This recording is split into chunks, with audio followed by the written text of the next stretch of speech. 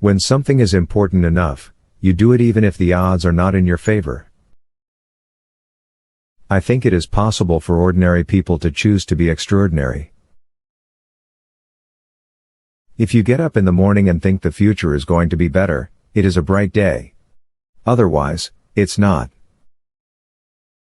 We're going to make it happen. As God is my bloody witness, I'm hellbent on making it work. It's okay to have your eggs in one basket as long as you control what happens to that basket. Patience is a virtue, and I'm learning patience. It's a tough lesson. My biggest mistake is probably weighing too much on someone's talent and not someone's personality. I think it matters whether someone has a good heart. I could either watch it happen or be a part of it. If you need inspiration, don't do it. Persistence is very important. You should not give up unless you are forced to give up. I'm not trying to be anyone's savior. I'm just trying to think about the future and not be sad. There's a tremendous bias against taking risks. Everyone is trying to optimize their ass covering. Failure is an option here. If things are not failing, you are not innovating enough. People work better when they know what the goal is and why. I think that's the single best piece of advice. Constantly think about how you could be doing things better and questioning yourself.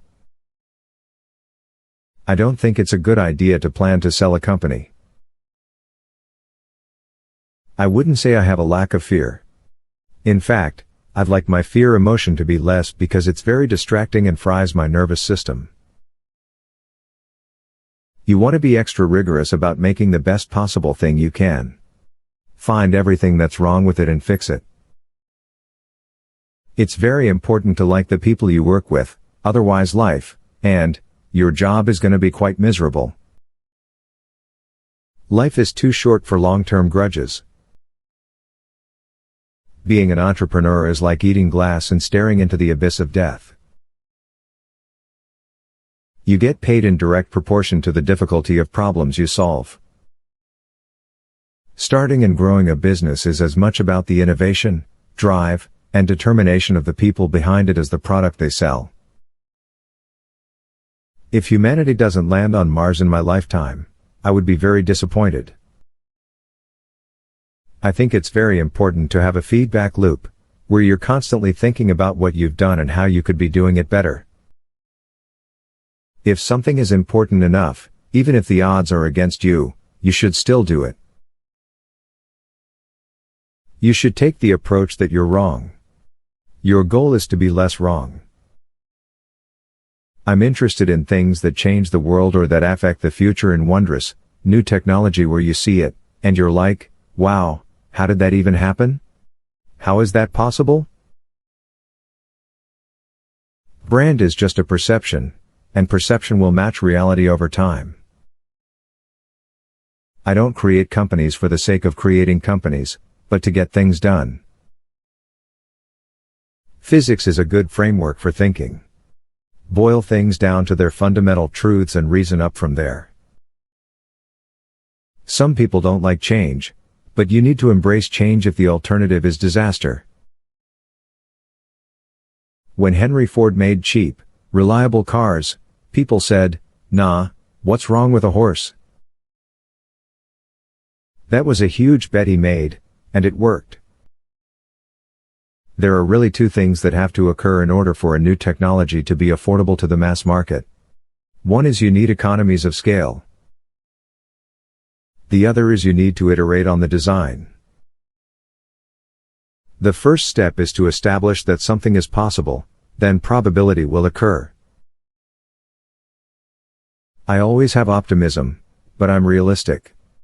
It was not with the expectation of great success that I started Tesla or SpaceX. Great companies are built on great products. I've actually not read any books on time management. The odds of me coming into the rocket business, not knowing anything about rockets, not having ever built anything, I would have to be insane if I thought the odds were in my favor. Work like hell. I mean, you just have to put in 80 to 100 hour weeks every week. Improves the odds of success. Any product that needs a manual to work is broken. I do think there is a lot of potential if you have a compelling product and people are willing to pay a premium for that. I think it's very difficult to start companies. It's quite painful. A friend of mine has a good phrase for doing a startup. It's like eating glass and staring into the abyss. We're running the most dangerous experiment in history right now, which is to see how much carbon dioxide the atmosphere can handle before there is an environmental catastrophe. I don't spend my time pontificating about high-concept things. I spend my time solving engineering and manufacturing problems. We have this handy fusion reactor in the sky called the sun. You don't have to do anything, it just works. It shows up every day. I would just question things. It would infuriate my parents. That I wouldn't just believe them when they said something because I'd ask them why. And then I'd consider whether that response made sense given everything else I knew. I wouldn't recommend most people getting into rockets or cars. I don't think a lot of people understand what I do with my time. They think I'm a business guy or something like that. My Wikipedia page says business magnate. Earth is the cradle of humanity, but you cannot stay in the cradle forever.